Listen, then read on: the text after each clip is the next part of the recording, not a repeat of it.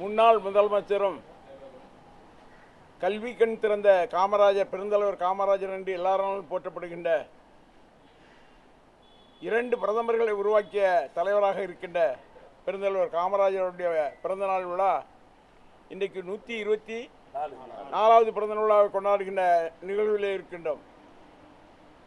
இந்த அவருடைய இல்லத்தை இன்றைக்கு அரசு எடுத்த பின்பு எங்களுடைய தமிழகத்தினுடைய முதலமைச்சராக இருந்த எங்களுடைய தளபதி அண்ணன் மு.க.ஸ்டாலின் அவர்கள் இந்த இல்லம் பராமரிக்கப்பட வேண்டும் என்ற வகையில் பல்வேறு திட்டங்களை வகுத்து 2,60,00,000 ரூபாய்க்கு அதற்கான நிதிகளை ஒதுக்கீடு பண்ணி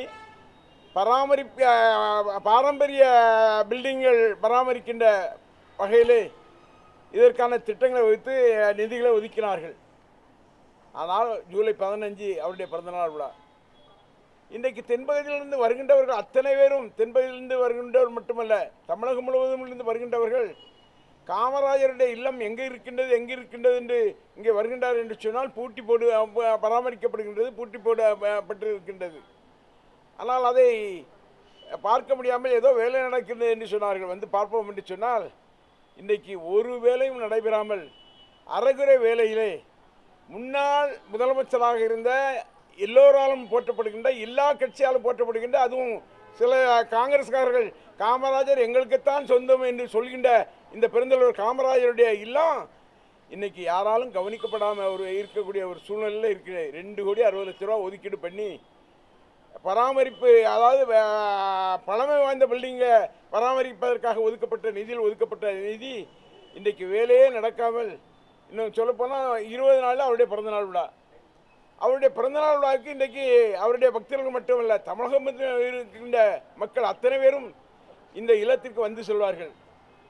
ஆனால் இன்றைக்கு இருக்கின்ற அரசாங்கம் இந்த பராமரிப்பை தொடர்கின்றார்களா, பார்க்கின்றார்களா, அவருடைய இல்லத்தை பராமரிக்க என்றார்களா என்று பார்க்க வருகின்ற போது ஒரு கவனிப்பும் இல்லை, ஒன்றும் இல்லை. ஒரு காவல்துறை அதிகாரி இருக்கின்றார். இதை பாதுகாப்பதற்காக ஒரு வீட்டிலே ஒரு உதவியாளர் இருக்கின்றார். ஆனால் ஒன்றுமே நடைபெற வேண்டிய என்று சொன்னால் இன்றைக்கு இந்த அரசாங்கம் தூங்கிக்கிட்டு இருக்கா, முடிச்சுக்கிட்டு இருக்காங்கிறது தெரியல.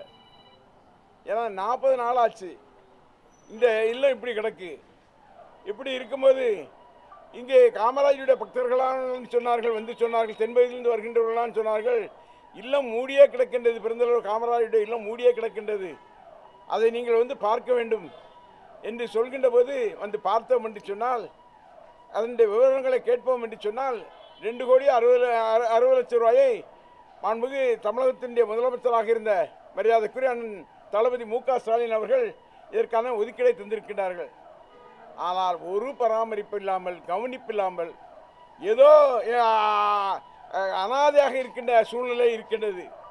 முடிந்தால் இந்த கவர்மெண்ட் செய்யட்டும், இல்லைனா நாங்களே எடுத்து இதை பராமரிக்கக்கூடிய வகையிலே இந்த அரசாங்கம் எங்களிடம் தருவார்கள் என்று சொன்னால் அதையும் நாங்கள் பராமரிப்பதற்கு தயாராக இருக்கின்றோம். ஆனால் இதை பற்றி அவர்கள், பெருந்தலைவர் காமராஜரை பற்றி அவர்கள் சிறிது எண்ணம் கூட இல்லாத நிலையில் இன்றைக்கு இருக்கின்ற அரசாங்கம் இருக்கின்றார் என்ற நிலைகளை இன்றைக்கு உங்களிடம் நான் எடுத்து சொல்கின்றேன். யாராவது கேளுங்க.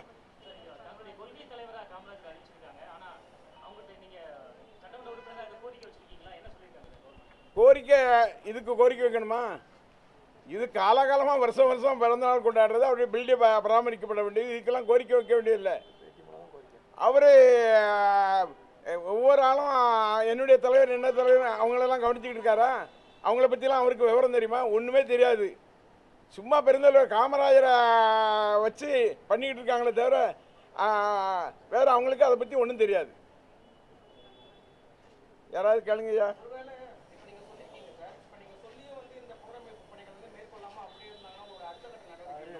நாங்கள் ஒரு வாரம் பொறுப்போம், ஒரு வாரம் பொறுத்து அதற்கு முன்பே காமராஜருடைய பக்தர்களாக இருக்கின்ற அத்தனை பேரையும் அழைத்து வந்து கடுமையான ஒரு போராட்டத்தை நடத்தி இன்றைக்கு அரசினுடைய முழு கவனத்தை கொண்டு வருகின்ற வகையில் அந்த போராட்டம் அமைவது மட்டுமல்ல, காமராஜருடைய பக்தர்கள் என்றைக்கும் அவர்களை எட்டி பார்க்காத, இந்த அரசாங்கத்தை எட்டி பார்க்காத சூழ்நிலையை உருவாக்கக்கூடிய நிலைகளை நாங்கள் உருவாக்குவோம். கடந்த ஆட்சியில் வந்து முக்தார் வந்து பெருந்தலைவர் வந்து அவதூறாக பேசியிருக்காரு. இப்போ உள்ளதான் இருக்காரு. ஆ இல்லை, டிவிக்கே கைது பண்ணியிருக்காரு. அவரு வேற ஒரு கேஸில் கைது பண்ணியிருக்காரு. இல்லை, எதை எதை யாராவது அரெஸ்ட் பண்ணன்னு வைங்க, அதை விமர்சனம் பண்ணிக்கிட்டு இருப்பீங்க. யாரும் கைது பண்ணலன்னா அவனை கைது பண்ணலன்னு சொல்லுவீங்க. இதுதான் நடக்குது.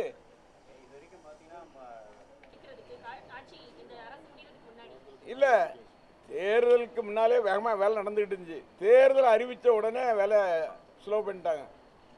அது இந்த ஆட்சி அந்த ஆட்சிங்கிறத பற்றியே கவலை இல்லை. இந்த பணி இன்றைக்கு முடக்கப்பட்டிருக்கின்றது. இந்த பணி உடனடியாக தொடங்கி இதற்கான நடவடிக்கை எடுக்க வேண்டும் என்பதற்காக தான் அவருடைய கவனத்தை கொண்டு வர்றதுக்காக தான் இன்றைக்கி நாம் பத்திரிகையாளர் சந்திப்பை வச்சுருக்கோம்.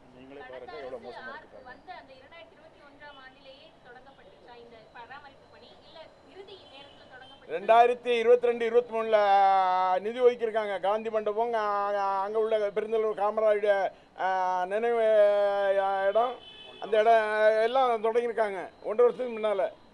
ஆனால் இங்கே இப்போ முடங்கி கிடக்கு. இல்லை, ஒவ்வொரு இதுவும் ஜியோ போட்டு ஒவ்வொரு இதையும் டெண்டர் விட்டு ஒவ்வொன்றும் வர்றதுக்கு அந்த டைம் ஆகும். ஆனால் விட்டு அப்படியே கிடக்க அனாமத்தில் கிடக்கு. நீங்கள் தான் பார்த்துருக்கீங்களா வீட்டை? பார்த்தீங்களா இல்லையாம்மா?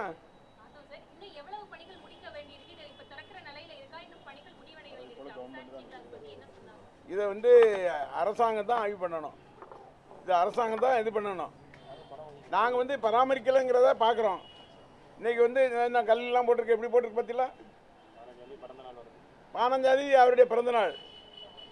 இன்றைக்கி இவர் இங்கே கொண்டாடல, டெல்லியில் கொண்டாடல, உலகம் முழுவதும் இருக்கின்றவர்கள் பெருந்தலைவர் காமராஜனுடைய ஒழுக்கம், அவருடைய நடவடிக்கை, அவருடைய அரசாட்சியை பற்றி இன்றைக்கி போட்டிருக்கிறார்கள்.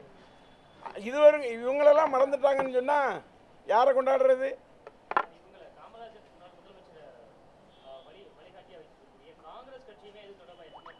காங்கிரஸுக்கும் காமராஜருக்கும் என்ன சம்பந்தம் இருக்குது? இப்போ உள்ள காங்கிரஸுக்கு காமராஜருக்கும் இது இல்லை. அவங்களுக்கு சும்மா அந்த நேரத்துக்கு ஏதோ உண்டு அதை பண்ணிட்டு போகிறது தான் காங்கிரஸுடைய கொள்கை. இன்றைக்கி தான் பார்த்துப்பீங்களே, தேர்தலில் எங்களோட நின்னாங்க, நின்றுட்டு அடுத்த நாளே அங்கே பாஞ்சிட்டாங்க டக்குன்னுட்டு. அவங்களுக்கு பதவி வேணும், அதுக்காக தான் போவாங்களே தவிர பெருந்தலைவரை பற்றி அவங்களுடைய எண்ணமே இராது. பெருந்தலைவரை நேசிக்கக்கூடியவர்கள் லட்சக்கணக்கானவர்கள். எந்த கட்சி அந்த கட்சின்னு இல்லை, திமுகவாக இருந்தாலும் சரி, எந்த சரி. எங்களுடைய முன்னாள் முதலமைச்சராக இருந்த முத்தமிழ் தலைவர் கலைஞர் அவர்கள் காமராஜர் இறந்த உடனடியாக அந்த மலையோட மலையாக கிண்டியில் மழை பெய்கின்ற போது தலைப்பாக கட்டிட்டு போய் தன் தகப்பனுக்கு எப்படி அடக்கம் செய்வோமோ அந்த வகையில் செய்கின்ற வகையில் அங்கே கிண்டியில் அந்த அடக்கத்தை ஏற்படுத்தினார்னு சொன்னால் எல்லாரும், கலைஞர் மட்டும் இல்லை, எல்லாரும் பெருந்தலைவர் மதித்தாங்க. அந்த தலைவர்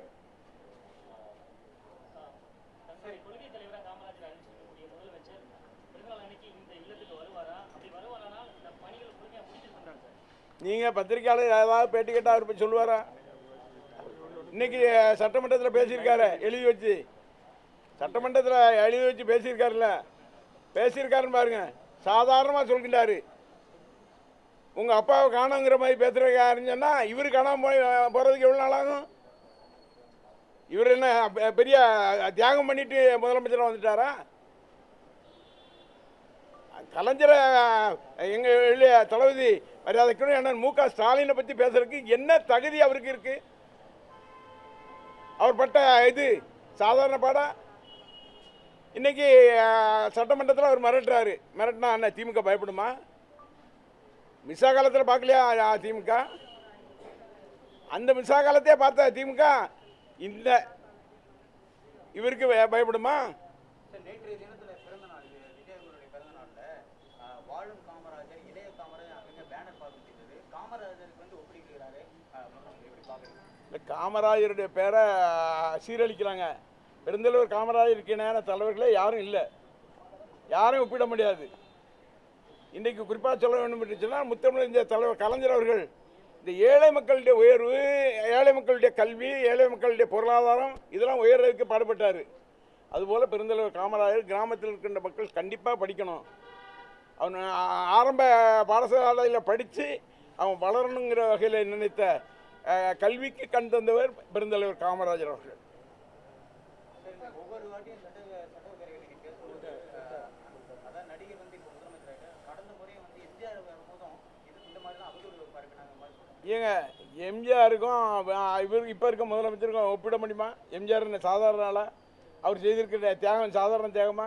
அவர் வாரி வழங்கியிருக்காரு. அவர் சம்பாதிச்ச பணத்தெல்லாம் ஏழைக்கு வாரி வழங்கியிருக்காரு. அவர் சாதாரணமாக தான். அவரை ஒப்பிட்டு பேசுகிறீங்களாங்க. அவர் எவ்வளோ காலம் திமுகவில் இருந்தார்? அவர் தேர்தலை சந்திக்கின்ற போது பரங்கி வேலையில் மாவு கட்டோட துப்பாக்கி குண்டு பட்டுல வந்து தேர்தலில் நின்னார். அதுக்கு முன்னால் எம்எல்சியாக இருந்திருக்காரு, கழகத்தினுடைய பொருளாளராக இருந்திருக்காரு. அவர் இந்த இயக்கம் அண்ணாவே சொன்னார், விருகம்பாக்கம் மாநாடு நடக்கு, திமுக மாநாடு. அந்த மாநாட்டில் சொல்லும்போது நான் இத்தனை கோடி ரூபா தர்றேன்னு சொல்லி எம்ஜிஆர் அவர்கள் பேசுகிறார். உடனே அண்ணா சொல்கிறாரு, தம்பி ராமச்சந்திரன் இவ்வளோ கோடி தர்றேன்னு சொன்னார். தம்பி நீ கோடி தருவதில்லை, உன்னுடைய திருமுகத்தை காட்டு, லட்சக்கணக்கான ஓட்டுகளை எனக்கு பெற்றுத்தா என்று தான் சொன்னாரே தவிர அப்பேற்பட்ட எம்ஜிஆரை கொண்டு இவர்கிட்ட கொண்டு ஒப்பிடுறீங்களே. இன்னைக்கு சட்டப்பேரவையில் முக ஸ்டாலின் முன்னாள் முதலமைச்சர் முக ஸ்டாலின் அவர் வந்து அவர் சைகை வந்து டேட்டிங் அப்படி பண்ண மாதிரி இல்லை, அவர் பண்ணது எங்களுடைய கூட்டணி முடிவாயிட்டுன்னு சொல்லி இப்படி காமிச்சார். இவர் கழுத்தை அறுக்கிற மாதிரி காமிக்கிறாரு. அந்த மிரட்டல் மட்டும் இல்லை, எந்த மிரட்டலுக்கும் திமுக அஞ்சாது. இதை மாதிரி எத்தனை பேர் அதுக்கு முன்னாடி சட்டத்தை விட்டு கிளம்பிட்டாங்க எல்லாருமே. இவர் போயிட்டு பிறகு தான் இவர் பேசுகிறார். இல்லை, அவர் பேச ஆரம்பிக்கும் போது முதல்ல கவர்னர்கிட்ட நான் ஆரம்பிக்கலாமா, நான் பேசலாமா அப்படின்னு கேட்டார். என்ன அவர் அது பண்ண உடனே ஆரம்பிக்கலான்னு கவர்னர் சொல்கிறாரு. சினிமா இதில் வந்து எப்படி ஷூட்டிங் ஆரம்பிப்பாங்களோ அது மாதிரி ஆரம்பித்தாங்க. அது மாதிரி நான் ஒரு செய்கை செய்யலாமா கவர்னர்கிட்ட கேட்காரு. என்னப்பா இது, நானும் 2001 சட்டமன்றத்தில் இருக்கேன்.